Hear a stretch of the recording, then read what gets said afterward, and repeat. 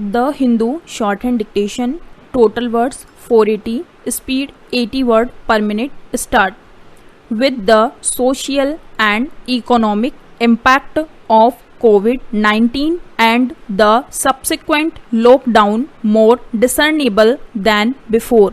There is a clarion call made to landlords by tenants to forgive for a month or two, especially for poor migrant families who do not have other housing options or savings. Government, civil society, academia, and migrants themselves are urging landlords to stop evictions as it would exacerbate the pandemic. It does not help matters that policymakers do not know who these landlords actually are, since the vast majority of rent arrangements in India are informal and unrecorded. Para. As of now, governments are ordering or requesting landlords to excuse rent and stop evictions on the basis of the Disaster Management Act of 2005. This, however, is a very roundabout way, as this act does not have any provisions for demanding continuation of rental housing arrangements. The focus has to shift away from the Disaster Management Act to Rent Control Act that actually aim to regulate rental housing. That is where some medium to long term thinking on rent control laws in states, as well as the central government's Model Tenancy Act 2019 could be useful. Para. Regardless of how it sounds, landlords have a right to evict tenants as per any agreement they may have mutually. At the same time, tenancies are not unregulated by law. All tenancies should be administered by the state's rent control laws. Para.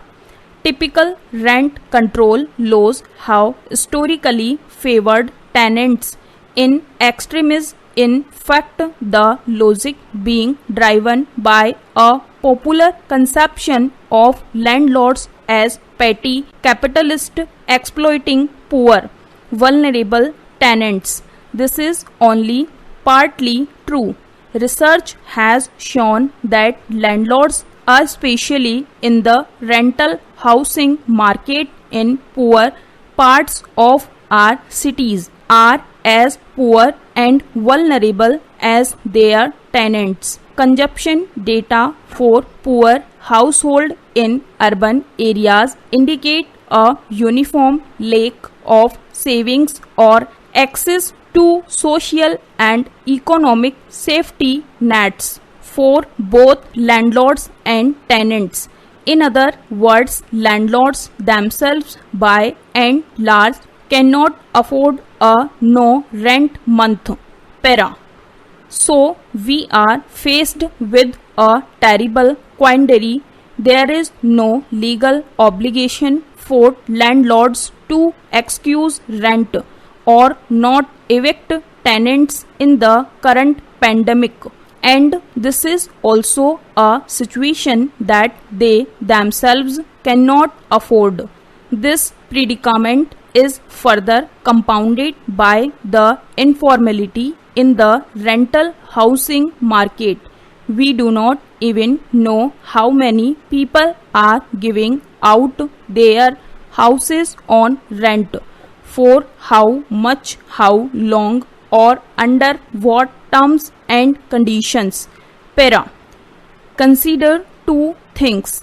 First, we have to make the Rent Act applicable across more and more tenancies. This means that all tenancies, including those informal in nature, must get registered under the Act. This is the only way we will know who actually the landlords and tenants are and where these houses are. Here we also see the proposed MTA playing a key role in emphasizing the registration of rent agreements through to be established rent authorities in every state.